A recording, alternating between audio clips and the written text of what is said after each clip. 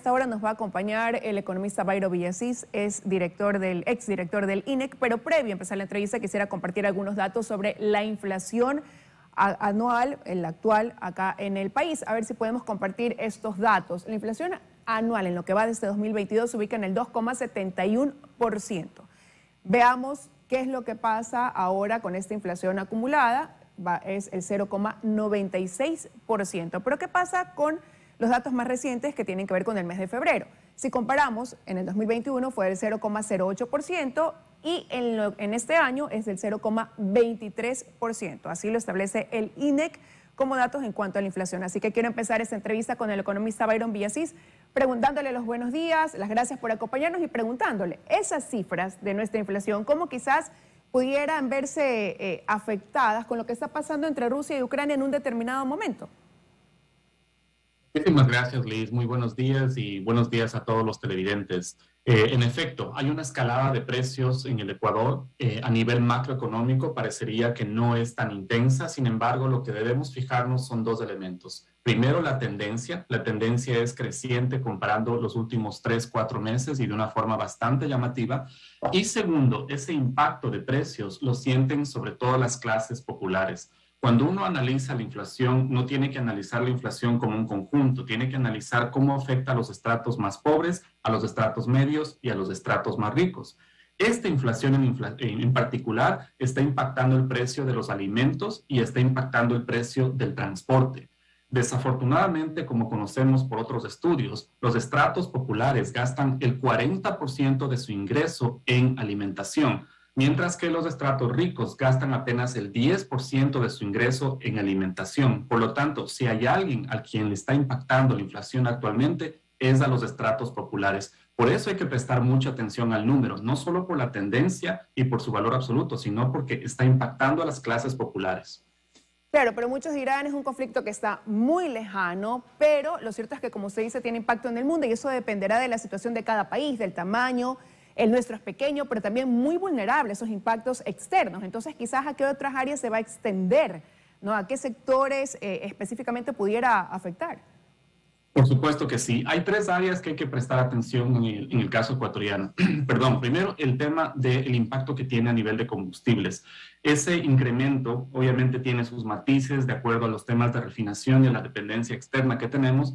Generará de todas formas un incremento para las arcas fiscales. Sin embargo, en el sector bananero y en el sector de exportaciones en general, se va a sentir una reducción del pastel a nivel mundial, lo que le impacta a países pequeños, que como tú bien mencionas, Ecuador es uno de ellos y sobre todo es muy vulnerable a crisis externas por esquemas monetarios y de su estructura económica como tal. Por lo tanto, hay tres elementos que considero que va a haber más impacto. Primero, el bananero. Segundo, todo el tema de exportaciones relacionadas a cuestiones que están asociadas con la Unión Europea, porque su pastel como tal y Rusia en específico se va a reducir. Y tercero, esto tiene a la larga un impacto en el desempleo y en el mercado laboral en general, porque significan menos ventas y una contracción de la dinámica económica. Buenos días, Byron. O sea que podemos esperar que en los siguientes meses el índice inflacionario en general y obviamente en el Ecuador siga creciendo. Sí, desafortunadamente hay estimaciones que consideran aquello y sobre todo lo que insisto es este tema de recordar que la inflación es una para toda la economía, pero es otra cuando estamos hablando de estratos populares. A veces autoridades sobreestiman o se enfocan demasiado en controlar el índice agregado y piensan que un 3-4% no es alto, que de hecho lo es en una economía dolarizada y pequeña como el Ecuador. Sin embargo, cuando uno desagrega o decompone esa inflación para estratos populares, ahí está el problema, porque casi la mitad del ingreso de los estratos populares se está yendo justo en lo que está creciendo más de precios. Por lo tanto, el impacto es muy sensible, no solo a nivel económico, sino a nivel político. Ahora vamos un poco hacia atrás y recojo lo que dijo la directora gerente del Fondo Monetario Internacional, Kristalina Georgieva, que no solamente o no por el conflicto, exclusivamente el conflicto bélico en Europa, está ocurriendo esto. Ya, sobre todo los países latinoamericanos, arrastraban problemas económicos que impactaban en la inflación, arrastrado por el tema de la pandemia. Acá en el país, además de la pandemia, además de la búsqueda de recuperación post-pandemia, estamos empezando a sentir y a tratar de inyectarla. También está, por ejemplo, la reforma tributaria. Hay una ley tributaria vigente aparte de lo que tú ya mencionaste, el precio de los combustibles. Sí, es Milton. El problema es que todo hay que analizar en el contexto y de forma adecuada tú pones sobre la mesa esa situación. Hay ocasiones en las que la inflación sí ha crecido a este nivel, por ejemplo en el 2009 y con menor intensidad en el 2016. Sin embargo, hay que analizar las condiciones de contexto tanto internacional como de contexto local. Quieras o no, sea porque seas de izquierda o de derecha, algunos argumentarán que la liquidez en la economía se debe a X, Y, Z factores. Pero al final del día existe menos liquidez en la economía, existe menos circulante y existe menos actividad económica. En esa situación, después de una pandemia, nos llega un shock nuevamente externo. Entonces, el problema es que estamos enfrentándonos en una condición ya vulnerable y vamos a enfrentar un impacto de una reducción del pastel a nivel mundial. Solo para que tengamos una idea, las más recientes estimaciones hablan de que la economía rusa caerá en un 30% de su PIB. Estamos hablando de una economía gigantesca que se va a reducir en un tercio. Eso, y de acuerdo nuevamente a estas estimaciones que acaban de ser publicadas, va a reducir a la mitad de la clase media rusa. Eso significa una cantidad enorme en la reducción de sus compras a nivel internacional, lo que nos termina afectando en compra de banano, en compra de chocolate, en compra de flores, y obviamente eso significa menos trabajo para nosotros, justo ahora cuando veníamos intentando recuperarnos de otras crisis. Ahora, economista, pero también este conflicto ha dejado, por ejemplo, repercusiones en el tema del petróleo, ¿no? Ha llegado a precios históricos, $123, por ejemplo, lo que tiene un impacto directo en el país. Y acá escuchamos, pues, ahora en estos últimos días, sustentar, por ejemplo, el pago de 4.000 millones en elevación de salarios a maestros, dicen, con el excedente del precio del petróleo. Pero ¿hasta qué punto eso de ahí puede ser un camino para dar viabilidad a planes como esos, ¿no? Un camino certero, más bien de incertidumbre? Bueno, la forma como se administran los gastos de la Proforma ya depende un poco de una estructura más agregada. No solo depende del petróleo, sino de cómo se distribuyen las reservas y cómo se distribuyen sobre todo los ingresos extra, de acuerdo a lo que precisamente mencionaba Milton, las reformas fiscales.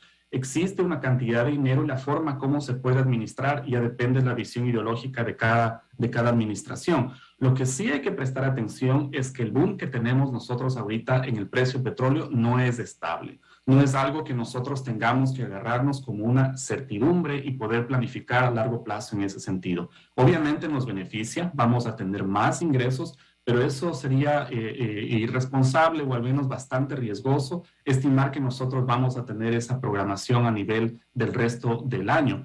Tomemos en cuenta que esto no le conviene tampoco a las grandes potencias del mundo, por lo tanto van a aplicar muchas estrategias, inclusive geopolíticas, como vimos en el caso venezolano, para poder controlar ese precio y manejar un poco mejor el stock de petróleo a nivel mundial. Por lo tanto, el tema de la administración del presupuesto responde ya a un esquema más agregado que amerita otra discusión. Sin embargo, yo no me confiaría mucho en este boom porque va a ser inestable y lo peor que se puede hacer es tomar decisiones cuando hay inestabilidad.